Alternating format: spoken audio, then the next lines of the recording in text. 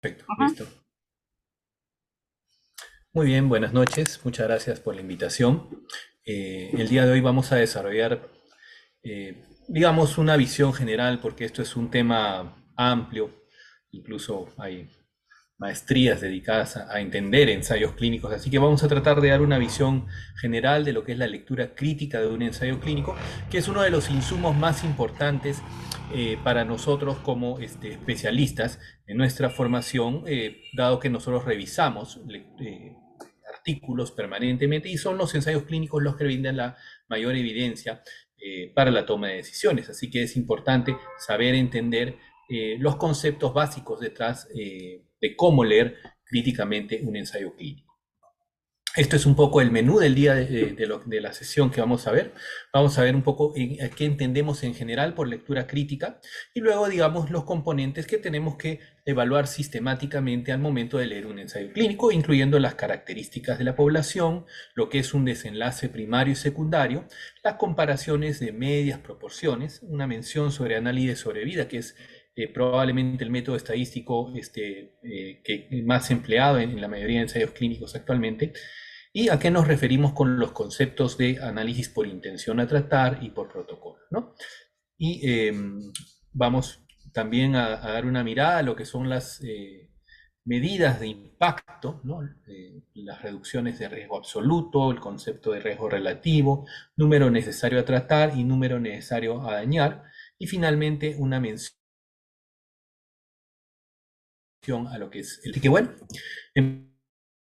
empezando la introducción, ¿qué cosa es lectura crítica? En ensayos clínicos, sino en general cuando leemos literatura biomédica, nosotros tenemos que leer críticamente la literatura, ¿no? Y esto no solo incluso es en medicina, sino tenemos que leer críticamente el periódico, las noticias que llegan, en fin.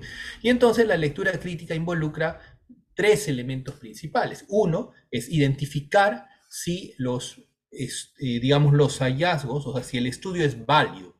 Y eso esencialmente lo vemos en la sección de métodos, ¿no? El otro aspecto que tenemos que identificar es, bueno, identificado que el estudio es válido, o sea, que los métodos son correctos y que por lo tanto podemos confiar en dicho estudio, lo siguiente que tenemos que evaluar es específicamente cuáles son los resultados en particular de ese estudio, ¿no? La magnitud del efecto. Y finalmente, ¿no? Cuál es la relevancia y cómo yo puedo aplicar esos resultados en mi propio entorno, ¿no? Entonces, esencialmente, uno, si eso está bien hecho; dos, cuáles fueron los resultados; y tres, hasta qué punto lo puedo extrapolar. Y hoy día nos vamos a enfocar un poco más en la segunda parte, ¿no? Cómo interpretar los resultados, ¿no? Que es esencialmente, digamos, la pregunta o el tema del día de hoy. Muy bien, entonces una de las primeras cosas que tenemos que ver cuando vemos un ensayo clínico es en qué población se hizo este ensayo. Entonces, ahí va el concepto de tiempo, espacio y persona, o sea, en qué espacio de tiempo se hizo, en qué lugar y en qué tipo de persona se hizo. Incluyendo, por supuesto, primero, cuántos participantes se incluyeron. Esto es bien importante porque cuando uno hace un estudio, un ensayo clínico, cuando uno hace en una población muy pequeña, 20 contra 20 o 30 contra 30, es muy probable o es mucho más probable que podamos tener errores aleatorios simplemente por un tamaño muestral pequeño. Entonces, generalmente los estudios creíbles incluyen poblaciones relativas. Identificar cuáles son las características de la población. Si existen diferencias importantes en los grupos de intervención y este panorama de la población, el grupo etario, la gravedad de la enfermedad, el tipo de pacientes que estamos estudiando, nos permiten ver hasta qué punto podemos generalizar nuestros hallazgos. Por ejemplo, recuerden el caso de la espironolactona, que en los ensayos clínicos mostró una dramática reducción de la mortalidad, pero al momento de llevar estos resultados a la vida real, los ensayos clínicos probablemente no incluían a los pacientes con comorbilidades mayores de 70 años, en fin, que son los que habitualmente finalmente tratamos. Y entonces estas reducciones eran mucho menos, digamos, espectaculares en la vida real, ¿no? Que es lo que suele pasar, ¿no? Por ejemplo, ¿no? Y eso nosotros lo vemos en dos partes del artículo 1 es esta primera parte que ustedes ven acá, que es el flujograma, ¿no? Siempre revisen el flujograma del ensayo, ¿no? Por ejemplo, este es un ensayo que comparó apendicectomía quirúrgica clásica versus antibióticos para el tratamiento de apendicitis aguda no complicada. Y vean la importancia de ver en qué población hacemos esto, porque a nadie, o sea, nosotros vemos el estudio y a partir de este estudio, digamos, uno veía que había cierta chance de dar antibióticos en pacientes con apendicitis aguda no complicada y no podemos extrapolar a partir de estos resultados a pacientes con apendicitis complicada, con peritonitis, etcétera, ¿no? Entonces, vean en este caso que se asignó, o sea, se evaluó casi 1.400 pacientes, de los cuales finalmente 530 fueron randomizados. Entonces, el flujograma nos indica un poco ver qué poblaciones se excluyeron, ¿no? Por ejemplo, en este caso, ustedes pueden ver que se excluyeron, lógicamente, pacientes con apendicitis complicada, pacientes de menos de 18 años o por encima de 60, ¿no? De modo tal que ustedes ven que cualquier conclusión restringirla a pacientes de años con apendicitis aguda no complicada, explicar los resultados de este ensayo en esta persona, ¿no? Entonces, eso es un dato importante. Y la otra cosa o el otro elemento que caracteriza a la población, generalmente todos los estudios tienen una presentación en donde se comparan un poco las características de los pacientes incluidos en la intervención versus el grupo de control, ¿no? Esto, por ejemplo, es un ensayo randomizado en el cual se comparaban en pacientes con desgarros meniscales degenerativos, ¿no? Versus, digamos, ejercicios en fisioterapia, ¿no? Vean 70 contra 70, no es un ensayo muy grande, ahí tenemos que tener nuestras precauciones, ¿no? El porcentaje de varones, una edad promedio de alrededor de 50 años, con un índice de masa corporal de 26, ¿no?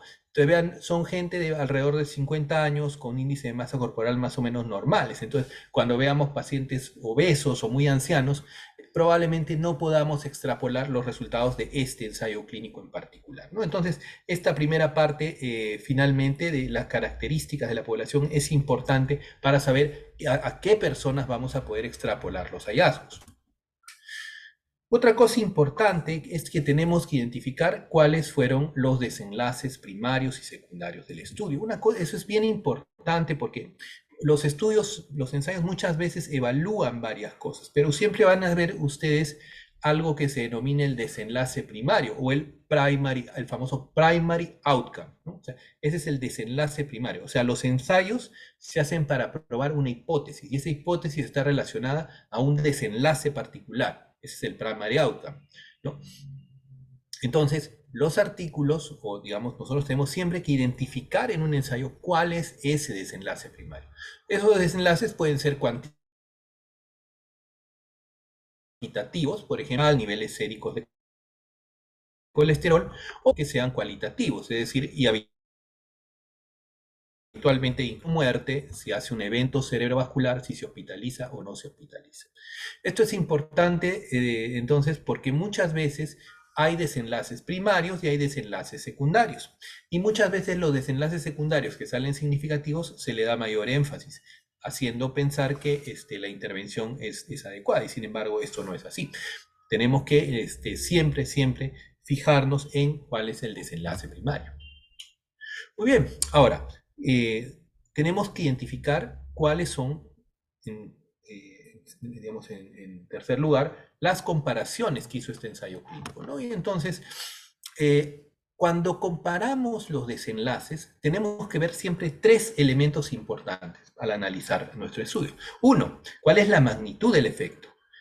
Dos, ¿cuál es la incertidumbre alrededor de ese efecto? Y tres, ¿cuál es la significancia, ¿no? Entonces, estos tres elementos estructuran, ¿no?, la evaluación del resultado en términos de comparar un desenlace, ¿no? Entonces, La magnitud es básicamente una comparación cuantitativa entre la intervención y el control. Por ejemplo, yo hice un ensayo clínico y encontré que hubo una reducción de la presión arterial en 2 milímetros con un nuevo antihipertensivo. Entonces, por ejemplo, vamos a suponer que el nuevo fármaco bajó la presión 2 milímetros más que el fármaco convencional, ¿no? Esa fue la diferencia, 2 milímetros de mercurio. Pero esos 2 milímetros podrían ser un poquito más o un poquito menos, porque estamos hablando de una muestra de una población determinada. Entonces, esta incertidumbre nos la brinda, esta cuantificación de la incertidumbre alrededor de nuestro estimado, nos lo brinda el intervalo de confianza. Y yo estoy más o menos 95% seguro de ser entre 1.5 en comparación. La significancia, que es el famoso valor de P. ¿Qué cosa es el valor de P? Estrictamente es la probabilidad de encontrar un valor, como hemos encontrado, o más extremo que el encontrado, asumiendo que no haya tal diferencia. Es decir, ¿cuál es la probabilidad de encontrar un valor tan extremo como hemos encontrado en el escenario de la hipótesis nula? Esa es la interpretación estadística clásica y correcta, ¿no? Muchas veces se hace una aproximación que no es del todo correcta desde el punto de vista estadístico, pero que es tal vez interesante conceptualmente, que es un poco la probabilidad de que nuestros datos sean debidos al azar, ¿no? Entonces, si el valor de P es significativo, quiere decir que es poco probable que nuestros hallazgos sean debidos al azar, ¿no? Entonces, la magnitud del efecto, el intervalo de confianza y el valor de P. Muy bien. Entonces, por ejemplo, vamos a mencionar algunos ejemplos. Por ejemplo, en el caso de una variable cuantitativa, ¿no? Que en este caso es la presión arterial. Entonces, en la intervención, en el grupo de vamos a dar una intervención, un antihipertensivo o un placebo. En este caso, probablemente, si vamos a hablar de hipertensión, probablemente el comparador sea el tratamiento estándar. Y el desenlace va a ser la presión arterial a los 6 meses. Entonces, no solamente tenemos que evaluar significancias, sino esto tiene que estar en el contexto de la magnitud del efecto. Por ejemplo, a veces vemos el artículo, ¿no? El nuevo antihipertensivo presentó cifras significativamente menores que el antihipertensivo convencional. Ah, mucho mejor. Sin embargo, vean ustedes que puede ser que el nuevo antihipertensivo, digamos, bajó, digamos, en lugar de tener 132 que tenía el convencional, tiene 130. Una diferencia de 2 milímetros de mercurio, un intervalo de confianza de P altamente significativo, estadísticamente significativa, sin muy poco relevante clínicamente. Entonces tenemos que ver, siempre entender, existe diferencia estadística, pero tenemos que ver si esa diferencia estadística realmente tiene relevancia clínica, ¿no? La relevancia clínica la da nuestro criterio, es decir, nosotros creemos como clínicos que bajar la presión, o sea, que tomarnos el trabajo, los costos y los riesgos de un nuevo antihipertensivo para bajar 2 milímetros de mercurio es clínicamente irrelevante probablemente, ¿no? Aunque pueda ser estadísticamente significativo, ¿no? Entonces siempre tenemos que evaluar magnitud, intervalo de confianza, incertidumbre y valor de P, significancia. Muy bien.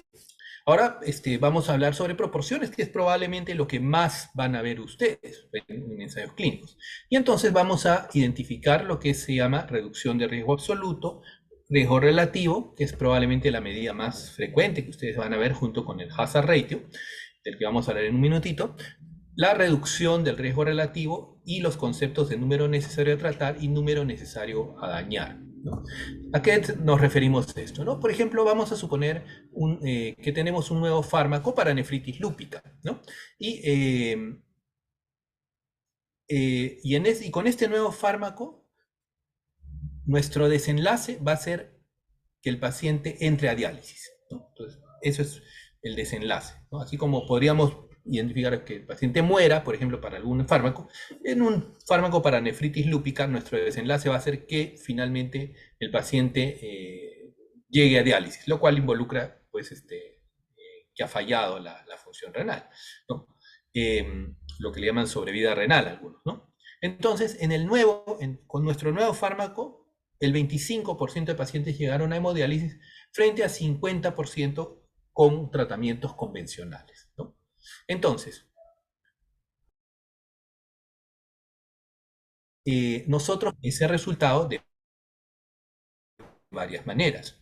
Digamos, clínicamente más útil es la reducción, es decir, la diferencia del riesgo en el grupo control menos el grupo de intervención.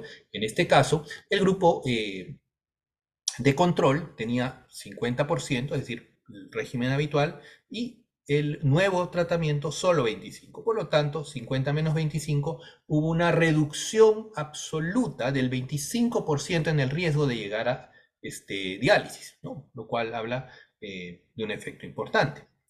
Pero también podemos expresarlo esto en términos relativos. Entonces, hasta ahora hemos hablado de reducción absoluta de riesgo o diferencia de riesgos.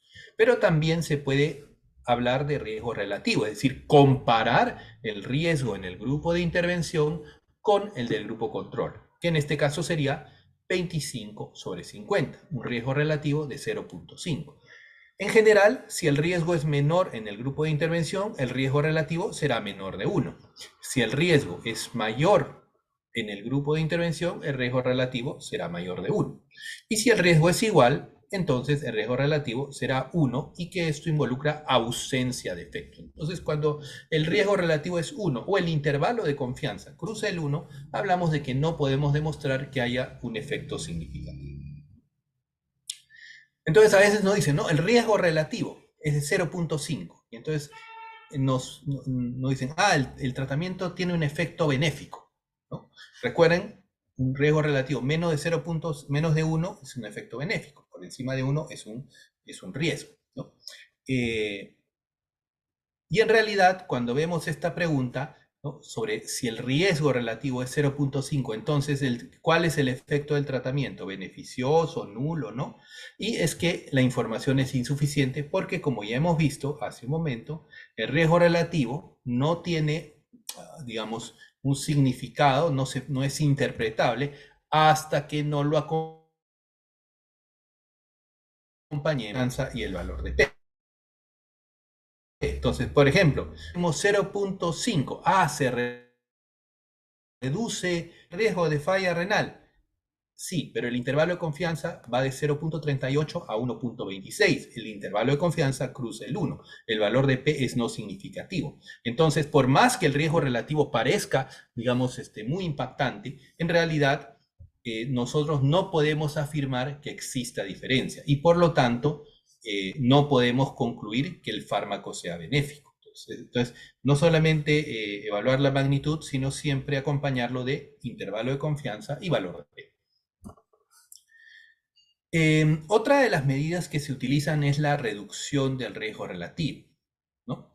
Entonces, por ejemplo, ¿no?, a veces tenemos un riesgo relativo, en este caso vamos a suponer de 0.67, entonces es menos que 1, pero ¿cómo lo traducimos en algo que nos pueda entender cualquier médico, cualquier persona de salud?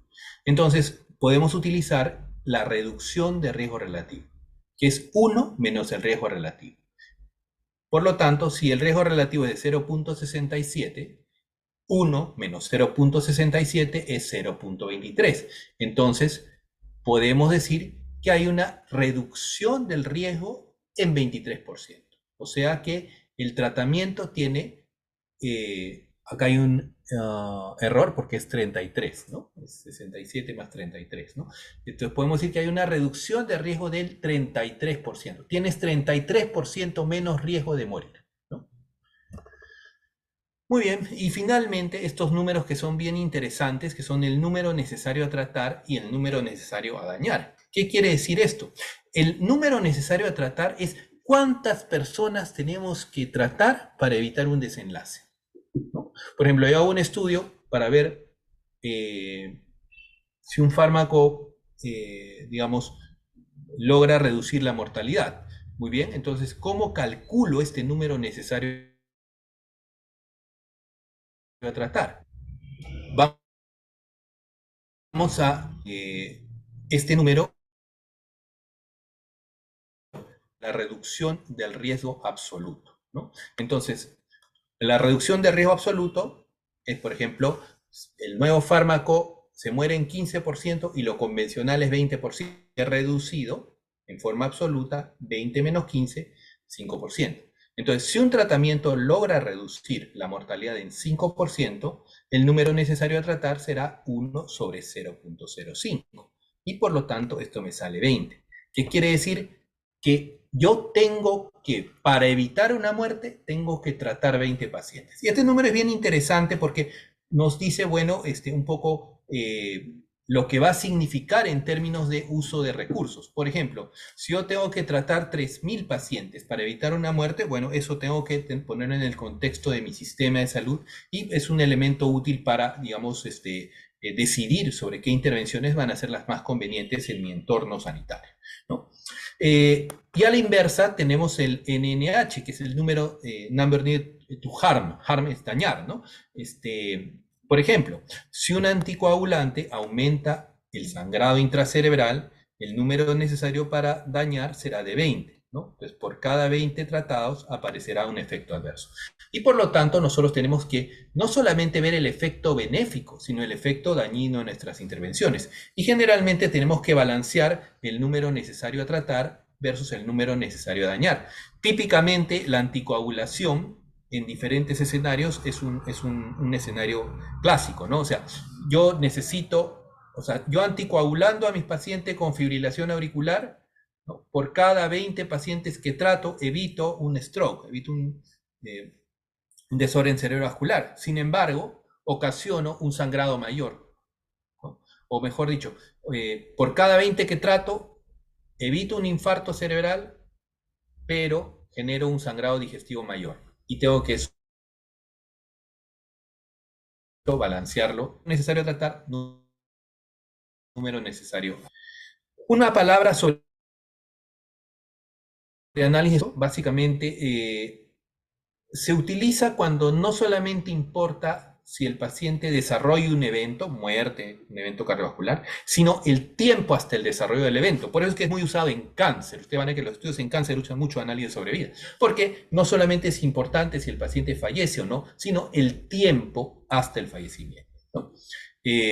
Generalmente va a comparar curvas de sobrevida, estas son las famosas curvas de Kaplan-Meier, pero para, digamos, para cuantificar el riesgo añadido, utiliza métodos de regresión. Generalmente van a encontrar el modelo de riesgos proporcionales de Cox. Y van a encontrar, cuando vean análisis de sobrevida, van a encontrar en lugar de riesgos relativos, hazard ratio, cuya interpretación es análoga a la de los riesgos relativos. Por ejemplo, este es un estudio interesante, es el ASPRI, si no me equivoco, y en el que se dio aspirina en adultos mayores sanos, que eso era antes, nosotros nos formamos hace 20 años en que, bueno, si tienes más de 40 años, toma una aspirina para prevenir eventos cerebrovasculares. Y lo que se hizo en este estudio es, prácticamente en 20.000 personas, adultos mayores sanos, se les asignó aspirina o placebo, y sorprendentemente estos pacientes morían más, ¿no? Con lo cual se trajo abajo una tradición casi milenaria de que uno tenía que tomar desde los 40 años una aspirinita, más aún en los adultos mayores, y esto resultó ser en realidad un equívoco importante. Y desde ese momento, hace unos años, ya no damos aspirina de manera rutinaria en el adulto mayor sin riesgo cardiovascular, ¿no? Vean ustedes, por ejemplo, en este caso, el hazard ratio 1.14, el intervalo de confianza 1.01 a 1.29, la interpretación análoga al riesgo relativo, ven que el intervalo de confianza no cruza el 1, ¿no? Recuerden que si cruza el 1, no podemos afirmar que haya significados.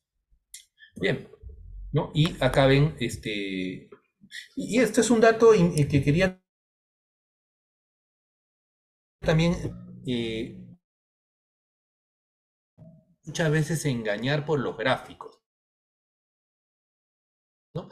Hay gráficos lindos y uno ve una diferencia enorme, pero es por la escala del gráfico, ¿no? Por ejemplo, acá, si ustedes ven acá la muerte, prácticamente si lo vemos sobre 100%, no hay casi diferencia apreciable en las curvas. Pero sí, vean acá que el eje vertical es 1%, 2, o sea, 1%, 2%. Entonces, ahí, cuando ponemos el eje con una cantidad minúscula, ciertamente pareciera pues una enorme diferencia, cuando en realidad en términos absolutos no es una gran diferencia, ¿no?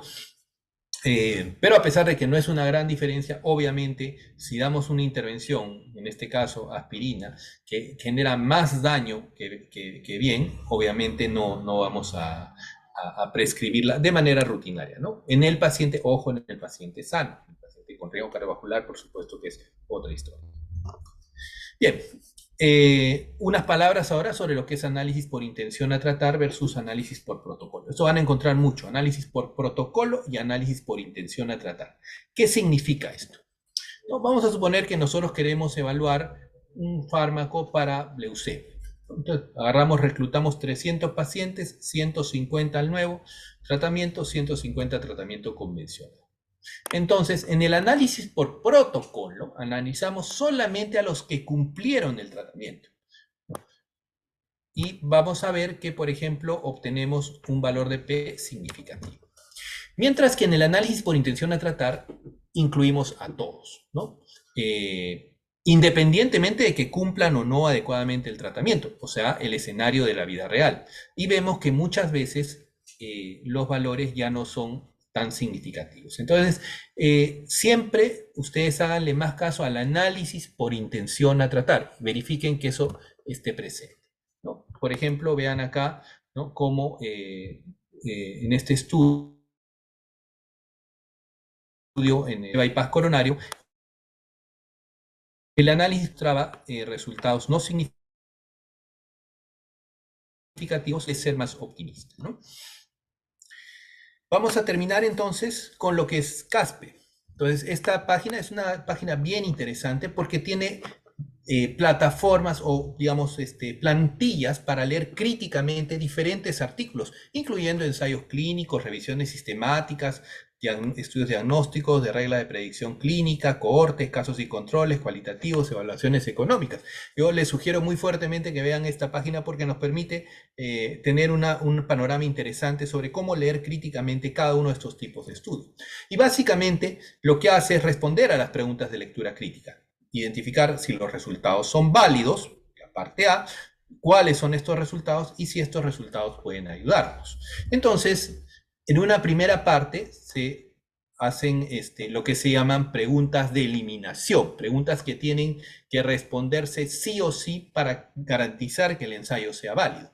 Entonces, en primer lugar, la pregunta de investigación debe ser adecuada en términos de la población de estudio, la intervención realizada y los resultados considerados. Tiene que haber una buena aleatorización, porque si la aleatorización no está garantizada, el ensayo no tiene credibilidad, y si los pacientes fueron seguidos adecuadamente y particularmente si se hizo análisis por intención a tratar, que es lo que hemos comentado hace un momento. Las preguntas de detalle metodológicas no necesariamente pueden hacerse, ¿no? Entonces, idealmente debe mantenerse el ciego, el enmascaramiento a pacientes clínicos y personal del estudio, y debemos identificar si los grupos fueron similares al inicio del tratamiento, como ya hemos visto hace un momento. Y finalmente, si al margen de la intervención, los grupos fueron tratados de la misma manera. Luego, la siguiente parte es ya identificada en la primera parte si la validez es adecuada. La siguiente parte en términos de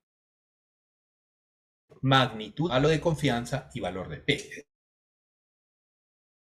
Con la parte C, o sea, hasta qué punto podemos aplicar los resultados en nuestra población local, ¿no? Si estos pacientes son parecidos a los que vamos a ver nosotros, si se tuvieron en cuenta los resultados de importancia clínica, o sea, muerte, hospitalización son desenlaces importantes.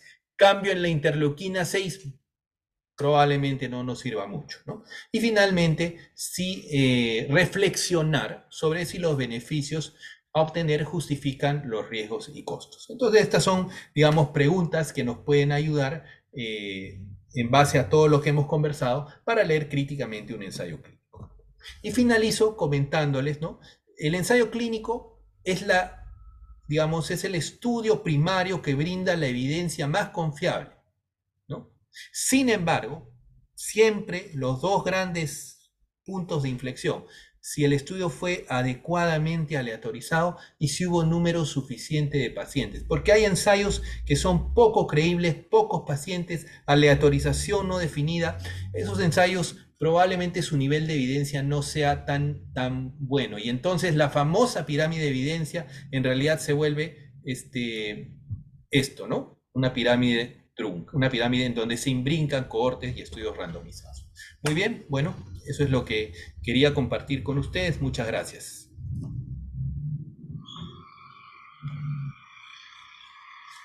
Creo que ya. Hola. Sí, doctor, ya terminó, ¿no? Ya terminé porque me salió que ya había acabado. No, no, doctor. Bueno, no, No. pero no, yo ya acabé, ¿ah? O sea, corrí Ah, un poquito al final porque me salió el mensaje, pero sí, sí, ya terminamos. ya, es que solamente me faltaba actualizar mi pago nada más. Por eso no le dije nada.